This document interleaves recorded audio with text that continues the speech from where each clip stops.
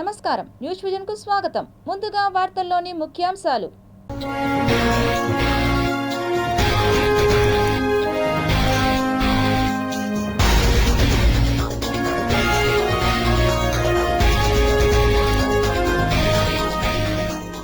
అంతరిక్షంలో అత్యంత కాలం ఉన్న మహిళగా రికార్డు, చరిత్ర సృష్టించిన సునీత విలియమ్స్.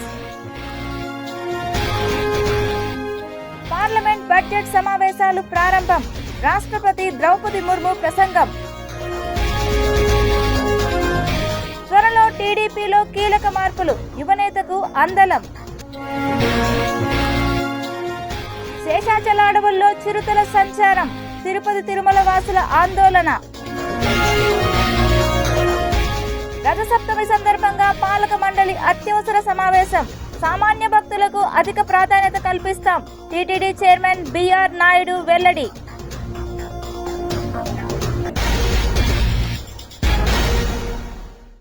కేంద్ర సర్కార్ 3 రెట్లు వేగంతో పనిచేస్తోందని రాష్ట్రపతి ద్రౌపది ముర్ము అన్నారు. కేంద్ర బడ్జెట్ సమావేశాలు ఇవాళ ప్రారంభమయ్యాయి. పార్లమెంట్లో ద్రౌపది ముర్ము ఉభయ సభలను ఉద్దేశించి ప్రసంగించారు. తమ లక్ష్యం భారతదేశాన్ని గ్లోబల్ ఇన్నోవేషన్ పవర్ హౌస్గా మార్చడమని తెలిపారు. ఆర్టిఫిషియల్ ఇంటెలిజెన్స్ రంగంలో ఇండియా ఏఐ మిషన్ ప్రారంభమైందని చెప్పారు. ప్రభుత్వం ఒకే దేశం ఒకే ఎన్నికలు, వక్ఫ్ సవరణ బిల్లుపై చర్యలు తీసుకుందని ద్రౌపది ముర్ము అన్నారు. మహిళల నేతృత్వంలోని దేశంలో అభివృద్ధి జరగాలని ప్రభుత్వం భావిస్తోందని చెప్పారు. ప్రభుత్వం యువత విద్యపై ప్రత్యేక దృష్టి పెట్టిందని, వారికి కొత్తగా ఉపాధి అవకాశాలను సృష్టించిందని ద్రౌపది ముర్ము అన్నారు. దేశంలో 25 కోట్ల మందిని దారిద్ర్య రేఖ నుంచి బయటకు తెచ్చామని తెలిపారు.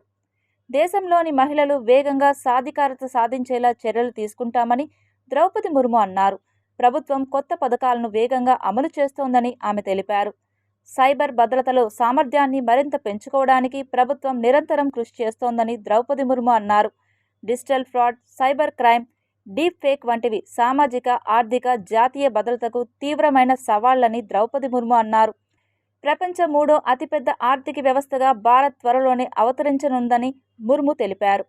आने वाले वर्षों में देश को विकसित राष्ट्र बनाने के लिए हम सभी दृढ़ संकल्पित ले। इस संकल्प में देश के शहीदों की प्रेरणाएं हैं, पूज्य बापू के मानवीय आदर्श है और सरदार पटेल जी जैसे माँ भारती की संतानों द्वारा हमें दिलाई गई एकता की शपथ है। हमें इन प्रेरणाओं को आगे रखते हुए एकता के इस सामर्थ्य से विकसित भारत के संकल्पों को पूर्ण करना है। आइए हम एक बार फिर एकता के संकल्पों को दोहराएं और भारत के सपनों को पूरा करने के लिए कटिबद्ध हो। जब हम साथ मिलकर बढ़ेंगे तो हमारी भावी पीढ़ियां 2047 में अवश्य विकसित, सशक्त, समर्थ और समृद्ध भारत देखेंगे। తెలుగుదేశం పార్టీలో కీలక మార్పులు చోటు చేసుకోనున్నాయా? పాత తరం నేతలను పక్కన పెట్టేసి యువతరానికి పెద్దపీట వేయనున్నారా? ఇప్పుడు ఇదే ఏపీ రాజకీయాల్లో హాట్ టాపిక్ గా మారిపోయింది. పార్టీ పదవుల విషయంలో మంత్రి నారా లోకేష్ చేసిన వ్యాఖ్యలతో టీడీపీ పోలిట్ బ్యూరోకు ప్రాధాన్యత ఏర్పడింది. 3 సార్లకు మించి పార్టీ పదవులు ఉండకూడదన్నారు మంత్రి లోకేష్. గ్రామ స్థాయి నుంచి పోలిట్ బ్యూరో వరకు మార్పులు ఉండాలని పేర్కొన్నారు. దీంతో లోకేష్ టీం రెడీ అవుతుందనే చర్చ స్టార్ట్ అయింది. ఈ నేపథ్యంలో ఇవాళ జరిగే సమావేశంలో నేతలకు పార్టీ నిర్ణయాన్ని చెప్పారు. పోలిట్ బ్యూరోలో మార్పులు చేర్పులు పేర్కొన్నారు. ప్రస్తుతానికి లోకేష్ డిసిషన్ చర్చనీయాంశంగా మారింది. కాగా కూటమి ప్రభుత్వంలో గతంలో మంత్రులుగా పనిచేసిన వారిని, సీనియర్ నేతలను సైతం పక్కన పెట్టి యువ నాయకులకు ప్రాధాన్యత ఇచ్చారు. అయితే పార్టీ పదవుల్లో కొందరు సీనియర్ నేతలు ఉన్నారు. లోకేష్ వ్యాఖ్యలతో ఆ సీనియర్లకు కూడా రెస్ట్ ఇస్తారా అనే చర్చ సాగుతోంది. టెంపుల్ సిటీ కేంద్రంగా శ్రీవారి భక్తులను, నగర వాసులను చిరుతలు హడలెత్తిస్తున్నాయి. నిత్యం తిరుమల తిరుపతిలో చిరుతల సంచారం కంటి మీద కునుకు లేకుండా చేస్తున్నాయి. తిరుమలలో చిరుత సంచారం కలకలం రేపిన విషయం తెలిసిందే. తిరుమల శిలాతోరణం వద్ద నిన్న సాయంత్రం చిరుత సంచరిస్తున్నట్లు భక్తులు గుర్తించారు. ఈ క్రమంలో వెంటనే టీటీడీ అటవీశాఖ అధికారులకు సమాచారం అందించారు. అయితే ప్రస్తుతం సర్వదర్శన టోకెన్ల క్యూలైన్ సమీపంలోని అటవీ ప్రాంతంలోనే చిరుత సంచరిస్తున్నట్లు తెలుస్తోంది. దీంతో భక్తులు ఆందోళనకు గురవుతున్నారు. ఈ నేపథ్యంలో తిరుమలకు వచ్చే భక్తులను టీటీడీ అప్రమత్తం చేసింది. జాగ్రత్తగా ఉండాలని హెచ్చరించింది.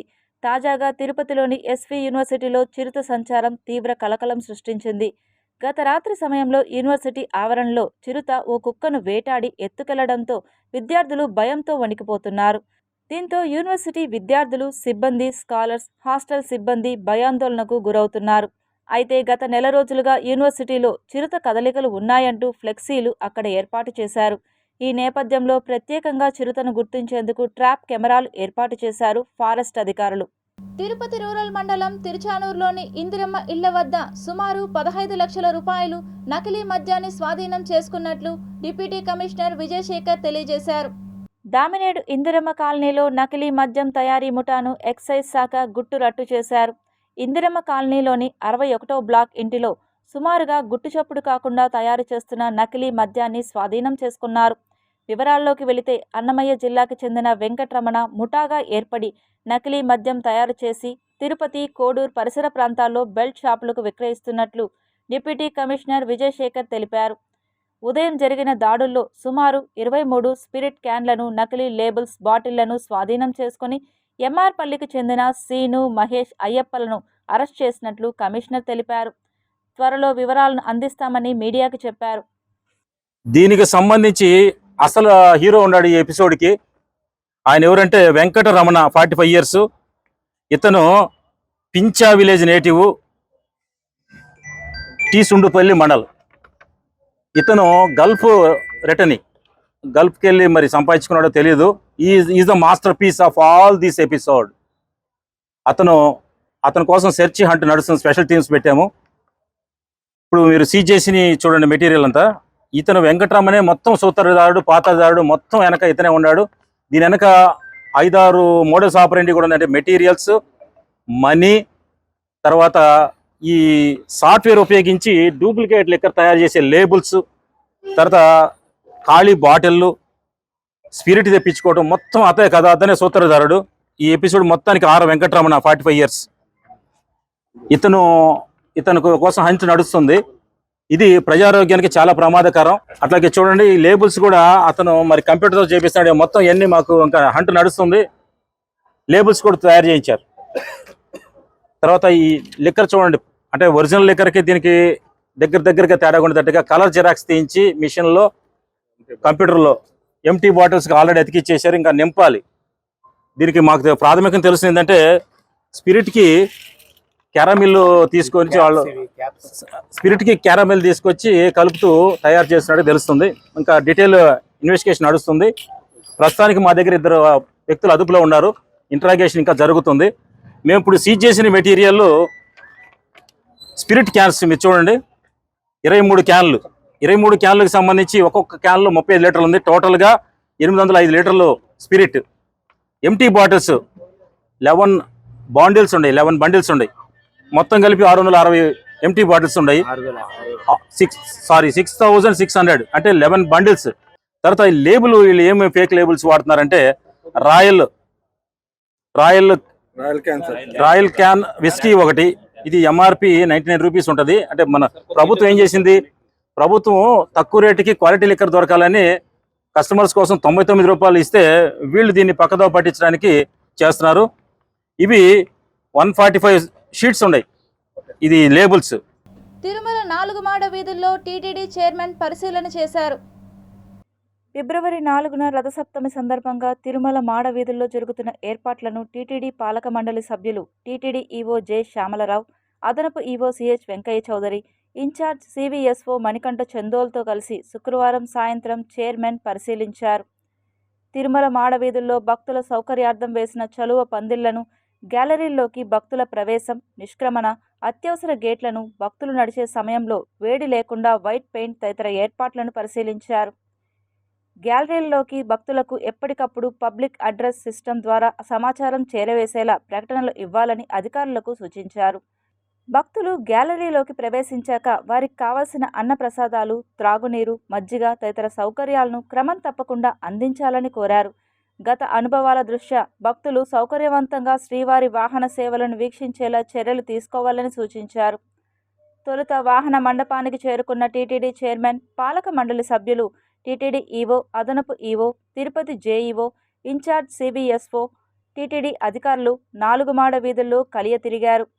ఈ తనిఖీల్లో టీటీడీ బోర్డు సభ్యులు Jyothula Nehru, MS Raju, Bhanuprakash Reddy, Srimathi Panabaka Lakshmi, Anand Sai, Shantaram, Nannapaneni Sadasivarao, Naresh, Narsireddy, TTD EO J Shyamalarao, అదనపు EO CH Venkaiah Chowdary, JEO Veerabrahmam, CBSO Manikantha Chandolu, CE Satyanarayana, ఇతర అధికారులు పాల్గొన్నారు.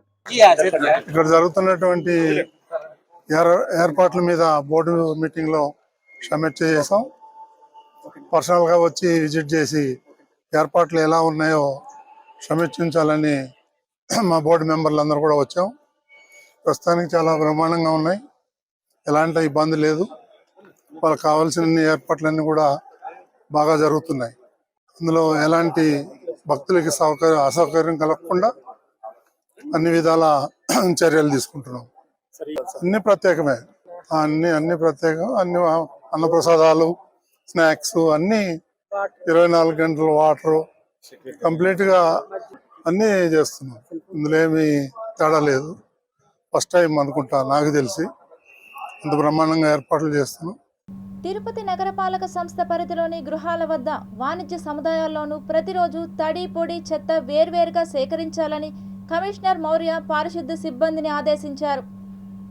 నగరపాలక సంస్థ పరిధిలోని 33వ ward scavengers colony, railway colony తదితర ప్రాంతాల్లో corporator Doodikumar health, engineering, planning అధికారులతో కలిసి శుక్రవారం ఉదయం తనిఖీలు నిర్వహించారు. వార్డులోని ప్రజలతో మాట్లాడి సమస్యలు తెలుసుకున్నారు. ఈ సందర్భంగా కమిషనర్ మాట్లాడుతూ, నగరంలోని అన్ని ప్రాంతాల్లోని గృహాలకు, వాణిజ్య సముదాయాలకు ప్రతిరోజు వాహనాలు వెళ్లి తడి, పొడి, చెత్త వేర్వేరుగా సేకరించాలని అన్నారు. ప్రజలు చెత్తను ఎక్కడ పడితే అక్కడ పడేయకుండా తమ సిబ్బందికి అందించాలని అన్నారు. దుకాణాల వద్ద చెత్త బుట్టలను పరిశీలించారు. ప్లాస్టిక్ వినియోగం తగ్గించాలని, ప్రతి ఒక్కరూ చెత్త బుట్టలు వాడాలని అన్నారు. మురుగు కాలువలు మరమ్మతు చేసేందుకు ప్రణాళికలు సిద్ధం చేయాలని అధికారులను ఆదేశించారు. స్కావెంజర్స్ కాలనీ వాసులకు కావాల్సిన అన్ని మౌలిక సౌకర్యాలు కల్పించాలని అన్నారు. కమిషనర్ వెంట superintendent engineer Shyam Sundar, municipal engineer Tulasikumar, DE Raju, ACP Balaji, sanitary supervisor Chenchaiah తదితరులు ఉన్నారు. ఆంధ్రప్రదేశ్ రాష్ట్ర ప్రభుత్వం ఆర్యవైశ్యులను దృష్టిలో ఉంచుకొని 189 జీవోను అధికారికంగా ప్రకటించడం శుభ పరిణామంగా ఉందని తిరుపతి ఎమ్మెల్యే ఆరణి శ్రీనివాసులు హర్షం వ్యక్తం చేశారు. ఆర్యవైశ్యుల కులదైవం కన్నికా పరమేశ్వరి అమ్మవారి ఆత్మార్పణ దినోత్సవం మన గౌరవ ముఖ్యమంత్రి వారు ప్రకటించడం, అదేవిధంగా ఈ యొక్క రోజు ఆర్యవైశ్యులందరూ కూడా ఆర్యవైశ్య కన్నికా పరమేశ్వరి ఆలయంలో ఆత్మార్పణ దినోత్సవం ఆర్యవైశ్యులు అందరూ కూడా కుటుంబ సమేతంగా వచ్చేసి, తిరుపతి ప్రజలందరూ కూడా వచ్చేసి ఘనంగా జరుపుకోవడం చాలా సంతోషమనేసి కూడా తెలియజేసుకున్నా. ఈ ఒక్క సందర్భముగా ఆర్యవైశ్యులతో పాటు మమ్మల్ని కూడా భాగస్వాములు చేసిన ఆర్యవైశ్యులకు, అదేవిధంగా ముఖ్యంగా కన్నికా పరమేశ్వరి అమ్మవారికి కృతజ్ఞతలు తెలియజేసుకుంటున్నా.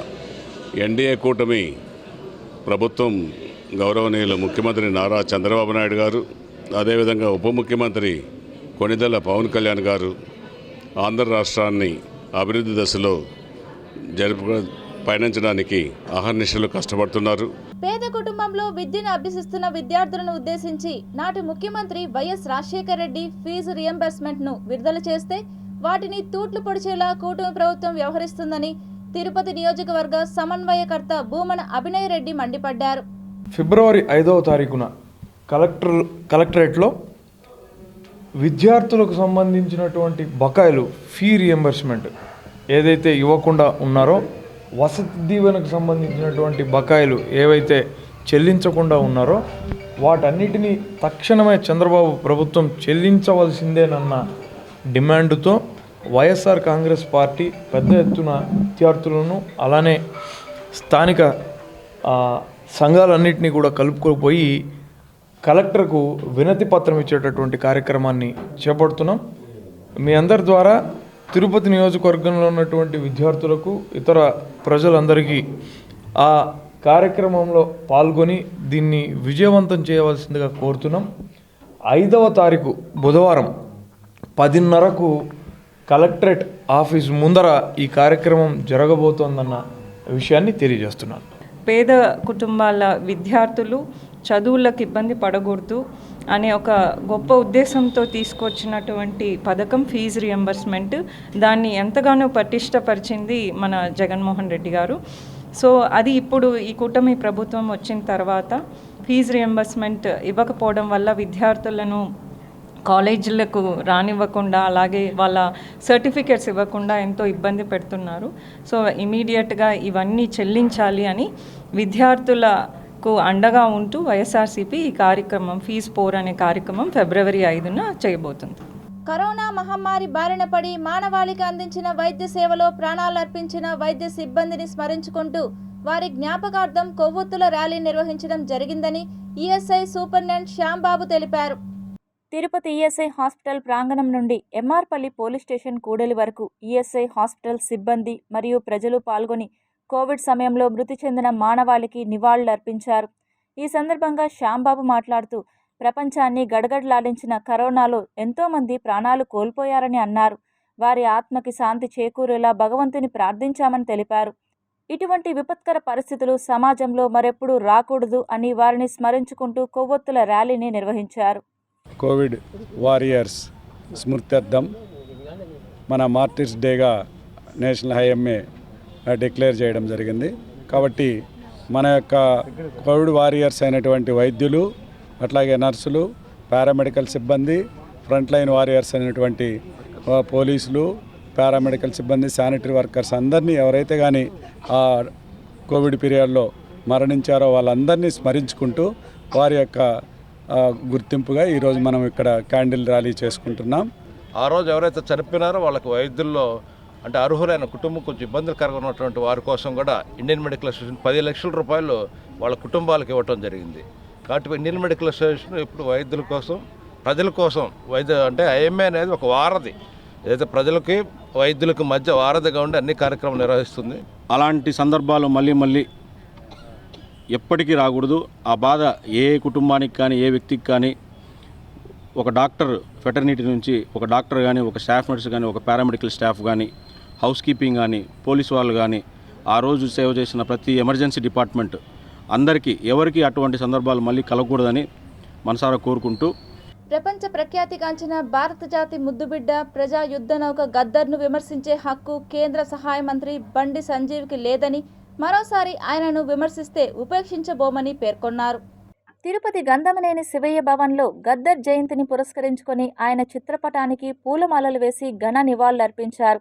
ఈ సందర్భంగా ఆంధ్రప్రదేశ్ ప్రజా నాట్య మండలి రాష్ట్ర ప్రధాన కార్యదర్శి చిన్నం పెంచులయ్య రామానాయుడు మాట్లాడుతూ, గద్దర్ ప్రజా గాయకుడని, ఒరే రిక్షా సినిమాలో నీ పాదం మీద పుట్టుమచ్చనే చెల్లెమ్మ అనే పాటకు అప్పట్లోనే నంది అవార్డు వస్తేనే తిరస్కరించిన గొప్ప వ్యక్తి అని, ఆయనకు అవార్డులు ముఖ్యం కాదని అన్నారు.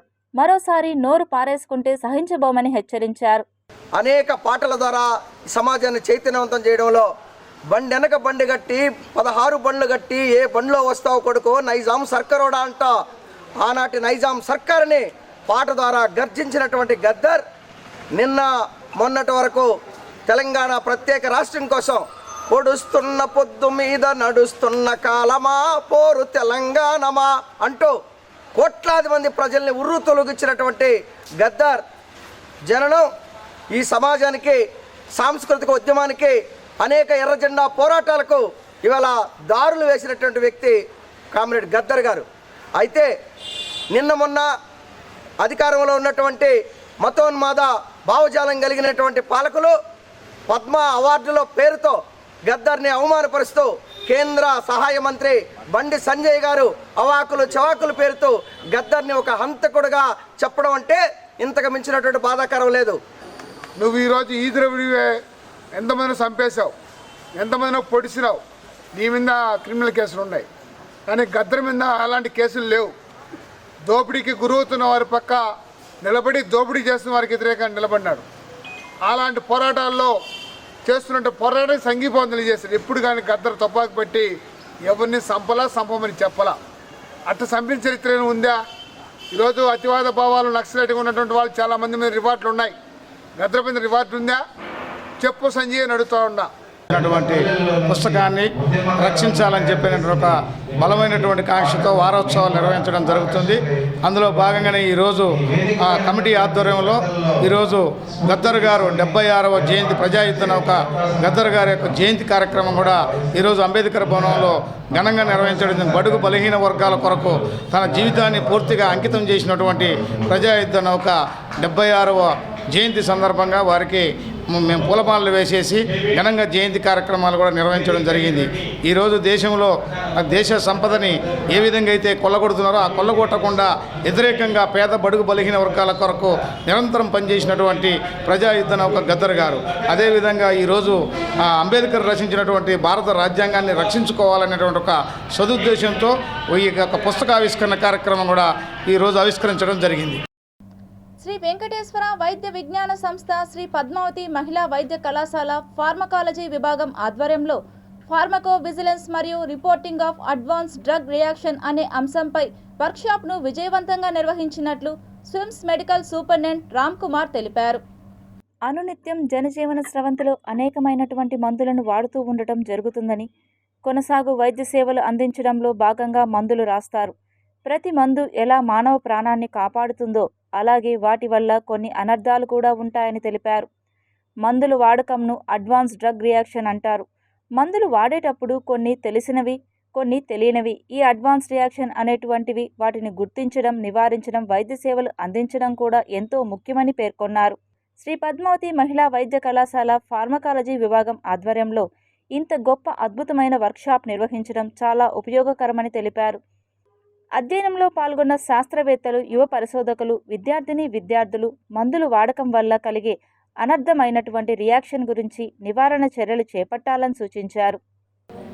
ఈ అద్భుతమైనటువంటి workshop on pharmaco vigilance and adverse drug reactions అనేటువంటి ప్రక్రియను చేపట్టారు. విజిలెన్స్ అంటే జాగృతమైన స్థితి. ఈ వర్క్షాప్ అధ్యయనంలో పాల్గొన్నటువంటి వైద్యులు, శాస్త్రవేత్తలు, యువ పరిశోధకులు, విద్యార్థులు అందరూ కూడా ఈ మందుల వాడకం వల్ల కలిగేటువంటి అనర్థమైనటువంటి ఊహించినటువంటి రియాక్షన్లు ఇత్యాదులను త్వరితగతినే గుర్తించి నివారణ చర్యలను చేపట్టి అందరూ ఆరోగ్యంగా ఉండే విధంగా ఉండేందుకు తోడ్పడతారు. ఈ వర్క్షాప్ యొక్క ముఖ్య ఉద్దేశము 20 నుంచి 24 విలేజెస్కి వెళ్ళి తలుపు డోర్ టు డోర్ వెళ్ళి మందులు ఎలా వాడాలి, స్పూరియస్ డ్రగ్స్ అంటాం. అంటే డ్రగ్స్ మనం వాడే మందులు ఎవరూ రాయరు, మనకు సొంతంగా పసురు, ఇంకొకటి లేత మందు, ఆకు మందు ఇలాంటివి ఎక్కువగా మన పట్టణము మరియు పల్లెటూరు ప్రాంతాల్లో ఉపయోగించడం జరుగుతుంది. మందులు ఏ వైద్యుని సలహా లేకుండా స్వయంగా స్వీకరించడం అనేది చాలా ప్రమాదకరం అనే ఒక విషయాన్ని తెలియజేయడానికి, ప్రజలలో ఆ చైతన్యాన్ని తీసుకురావడానికి ఈ భారత ప్రభుత్వం ఎన్నో రకాల ప్రోగ్రామ్స్ని క్రియేట్ చేయబడింది. అందులో ఒక భాగమైన ప్రోగ్రామే ఈ విజిలెన్స్. క్యాన్సర్ రహిత ప్రపంచం కోసం ప్రతి ఒక్కరూ కృషి చేయాలని, అవగాహనతోనే క్యాన్సర్ నిర్మూలనకు సాధ్యమవుతుందని వైద్యులు తెలిపారు. శ్రీ వెంకటేశ్వర యూనివర్సిటీలోని ఆర్ట్స్ బ్లాక్ ఆడిటోరియంలో క్యాన్సర్ పైన అవగాహన కార్యక్రమాన్ని స్వీకార్ టాటా ట్రస్ట్ వారి సహకారంతో ఏర్పాటు చేశారు. క్యాన్సర్ పైన ప్రతి ఒక్కరూ అవగాహన కలిగి ఉండాలని, క్యాన్సర్ నిర్మూలన అవగాహనతోనే సాధ్యమని, ప్రతి ఒక్కరూ దీనిని గురించి తెలుసుకొని జాగ్రత్త వహించాలని వివరించారు. అంతకుముందు క్యాన్సర్ వల్ల కలిగేటటువంటి ప్రమాదాలను కార్యక్రమానికి విచ్చేసిన వారికి విన్నవించారు. ధూమపానం, మద్యపానం, పొగాకు వంటివి తీసుకోవడం ద్వారా క్యాన్సర్ ప్రబలుతోందని, మత్తు పదార్థాలకు యువత దూరంగా ఉండి క్యాన్సర్ మహమ్మారిని తరిమి కొట్టాలని పేర్కొన్నారు. క్యాన్సర్ యొక్క కారకాలు గుర్తించుటకు ఎలాంటి పరీక్షలు చేసుకోవాలి, ఆ పరీక్షలు ఎంత సమయంలో మనకు నిర్వహిస్తారు, క్యాన్సర్ రాకుండా ఏ వయసులోని వారు హెచ్పివి వ్యాక్సిన్ ఎలా వేసుకోవాలి, వచ్చిన తర్వాత బాధపడటం కన్నా దీనిపైన అవగాహన కలిగి జాగ్రత్తతో సర్వైకల్ క్యాన్సర్ను నిర్మూలించుకోవచ్చునని తెలిపారు. ప్రతి ఒక్కరూ కూడా క్యాన్సర్ని నిర్మూలించాలంటే దానిపైన అవగాహనతోనే ఎలాంటి వ్యాధినైనా మనం నిర్మూలించనే దానికి ఒక అవగాహన సదస్సు అనేది చాలా ఇంపార్టెంటు. కాబట్టి ప్రతి ఒక్కరు కూడా క్యాన్సర్ పైన అవగాహన కలిగి ఈ ప్లాస్టిక్ వాడకాన్ని నివేదించి విరివిగా చెట్లు నాటి భావి భారత పౌరులకు ఒక మంచి వాతావరణం, మంచి ఆరోగ్యకరమైనటువంటి వాతావరణాన్ని కల్పించాలనే ఒక ఆకాంక్షతో ఈ విధంగా టాటా ట్రస్ట్ వారు అనేక రూపాలలో అవగాహన సదస్సులు మరియు క్యాంపెయిన్ నిర్వహిస్తున్నారు. మేము అడిగిన వెంటనే మాకు ఈ క్యాంపు నిర్వహించి మాకు సహకరించినందుకు వారికి మేము పేరు పేరున మా డిపార్ట్మెంట్ తరఫున, యూనివర్సిటీ తరఫున ధన్యవాదాలు తెలియజేస్తున్నాం. సమాజంలో పౌరులందరూ తమ హక్కులను పొందాలని తిరుపతి అర్బన్ తహసీల్దార్ భాగ్యలక్ష్మి సూచించారు. తిరుపతి సింగాలగుంట ప్రాంతంలోని సివిల్ రైట్స్ డేని పురస్కరించుకొని అవగాహన కార్యక్రమం నిర్వహించారు. ఈ కార్యక్రమానికి ముఖ్య అతిథిగా తిరుపతి అర్బన్ మండల తహసీల్దార్ భాగ్యలక్ష్మి విచ్చేసి కాలనీ వాసులకు సివిల్ రైట్స్ డేపై అవగాహన కార్యక్రమాన్ని నిర్వహించారు. ఈ సందర్భంగా మాట్లాడుతూ ప్రతి పౌరుడు తమ హక్కులను వినియోగించుకోవడంతో పాటు ఎస్సీ, ఎస్టీ అట్రాసిటీ కేసులపై అవగాహన కలిగి ఉండాలని ఎంఆర్ఓ సూచించారు. ఎస్సీ, ఎస్టీ కులస్తులను కించపరిచే విధంగా ఎవరైనా మాట్లాడితే వారిపైన చట్ట ప్రకారం శిక్ష పడుతుందని తెలిపారు. ప్రతి నెలాఖరులో సివిల్ రైట్స్ డే కార్యక్రమాలు నిర్వహించడం జరుగుతుందని అన్నారు.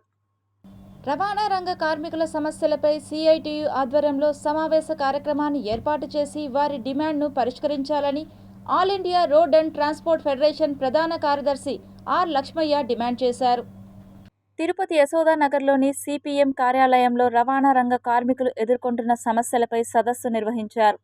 ఈ కార్యక్రమానికి ఆర్ లక్ష్మయ్య ముఖ్య అతిథిగా విచ్చేసి డ్రైవర్లను ఉద్దేశించి ప్రసంగిస్తూ కేంద్ర ప్రభుత్వం వ్యవహరిస్తున్న తీరు వల్ల రవాణా రంగం పూర్తిగా నిర్వీర్యమైందని తెలిపారు.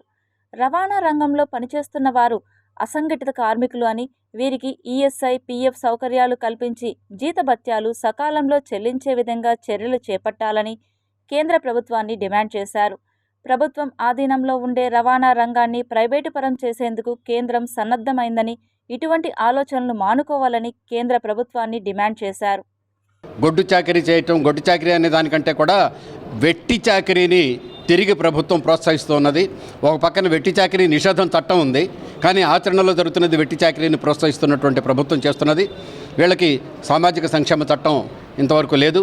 అనేక సంవత్సరాలు, దాదాపు 15-20 సంవత్సరాలు పోరాడి భవన నిర్మాణ కార్మికులు సామాజిక సంక్షేమ చట్టాన్ని, వెల్ఫేర్ బోర్డుని సాధించుకున్నారు. ఈ అసంఘటిత రంగ రవాణా కార్మికులకి ఆ సంక్షేమ బోర్డు లేదు. అలాగే ఊబర్, ఓలా, ర్యాపిడో ఇలాంటి రకరకాలైనటువంటి కంపెనీలు ఇవాళ రవాణా రంగంలోకి ప్రవేశించినాయి. ఒకవైపున డ్రైవర్ల రక్తాన్ని తాగుతున్నాయి, మరొక వైపున ప్రయాణికుల జేబులు కొడుతున్నాయి, మూడో వైపున ప్రభుత్వ ఖజానాకి చెల్లించాల్సినటువంటి పన్నులు కూడా చెల్లించకుండా ప్రభుత్వాన్ని మోసం చేస్తున్నాయి. వాటికి ప్రత్యామ్నాయమైనటువంటి ఒక యాప్ని తయారు చేయాలని చెప్పిన all India road transport workers ఫెడరేషన్కి మేము ప్రతిపాదించాం. ఆంధ్రప్రదేశ్ ప్రభుత్వం ప్రభుత్వ పారిశ్రామిక శిక్షణ సంస్థలో 2 సంస్థల కోర్సు పాస్ అయిన అభ్యర్థులకు పాలిటెక్నిక్ ద్వితీయ సంవత్సరంలో చేరుటకు అర్హత పరీక్ష కొరకు బ్రిడ్జి కోర్సుకు ఉచిత శిక్షణను ఇస్తున్నట్లు కళాశాల ప్రిన్సిపల్ శ్రీలక్ష్మి తెలిపారు. ఈ బ్రిడ్జి కోర్సు కాల వ్యవధి వచ్చి 1 మంత్ ఉంటుంది. మీకు అలాగే ఈ బ్రిడ్జ్ కోర్స్ మా ఐటీఐలో 1 మంత్ ట్రైనింగ్ ఇస్తాం వితౌట్ ఎనీ అమౌంట్. మీరు ఏమి చెల్లించిన అవసరం లేదు, ఫ్రీగా మేమే 1 మంత్ కోర్స్ ఇస్తాము. ఈ కోర్స్ అయిపోయింగానే మీకు 25th and 26th of February మీకు ప్రాక్టికల్ ఎగ్జామ్ జరుగుతుంది. ఆ ప్రాక్టికల్ ఎగ్జామ్లో పాస్ అయిన వాళ్ళని సెకండ్ ఇయర్ పాలిటెక్నిక్లో మీది ఏదన్నా ఏ కోర్సులోకైనా మిమ్మల్ని తీసుకుంటారు, మీరు అర్హులవుతారు. కాబట్టి మీరు మా గవర్నమెంట్ ఐటీఐకి వచ్చి ఎన్రోల్ చేసుకోవాల్సి ఉంటుంది. సునీత విలియమ్స్ అంతరిక్షంలో అత్యధిక కాలం నడిచిన మహిళగా రికార్డును సొంతం చేసుకున్నారు. అంతర్జాతీయ అంతరిక్ష కేంద్రం వెలుపల మళ్లీ నడవడం ద్వారా సునీత ఈ చారిత్రాత్మక ఘనతను సాధించింది. సునీతతో పాటు సహచరురాలు యూజిన్ బుచ్ విల్మోర్ కూడా నడకలో పాల్గొన్నారు. ఇది సునీత విలియమ్స్ 9వ అంతరిక్ష నడక. స్టార్ లైనర్లో అంతరిక్ష కేంద్రానికి చేరుకున్న 7 నెలల తర్వాత ఇది 2వ నడక. సునీత 62 గంటల 6 నిమిషాలు అంతరిక్షంలో గడిపింది. దీనితో సునీత నాసాకు చెందిన పెగ్గీ విన్స్టన్ రికార్డును అధిగమించింది.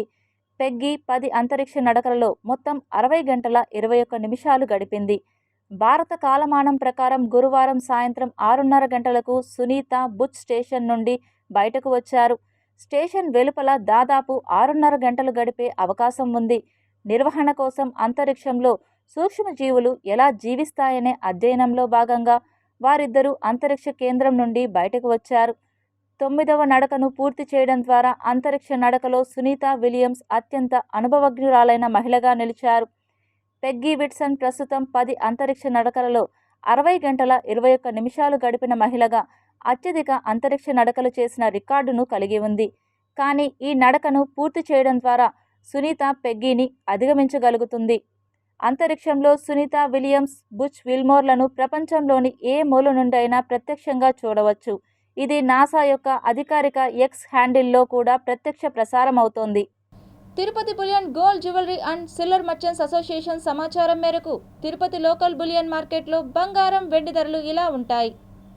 24 క్యారెట్ల బంగారం 10 గ్రాముల ధర 84,770 రూపాయలు. 22 క్యారెట్ల బంగారం 1 గ్రాము ధర 7,717 రూపాయలు. వెండి 1 కేజీ ధర 96,700 రూపాయలు. రీటైల్ వెండి 1 గ్రాము ధర 99 రూపాయల 70 పైసలుగా ఉంటుంది. వార్తలు ముగించే ముందు ముఖ్యాంశాలు మరోసారి చూద్దాం.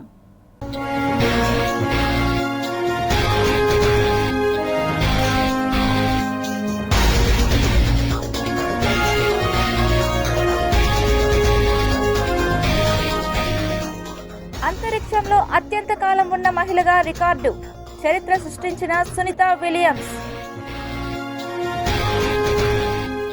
పార్లమెంట్ బడ్జెట్ సమావేశాలు ప్రారంభం, రాష్ట్రపతి ద్రౌపది ముర్ము ప్రసంగం. త్వరలో టీడీపీలో కీలక మార్పులు, యువనేతకు అందలం. శేషాచల అడవుల్లో చిరుతల సంచారం, తిరుపతి తిరుమల వాసుల ఆందోళన. రథసప్తమి సందర్భంగా పాలక మండలి అత్యవసర సమావేశం, సామాన్య భక్తులకు అధిక ప్రాధాన్యత కల్పిస్తాం, టీటీడీ చైర్మన్ బిఆర్ నాయుడు వెల్లడి.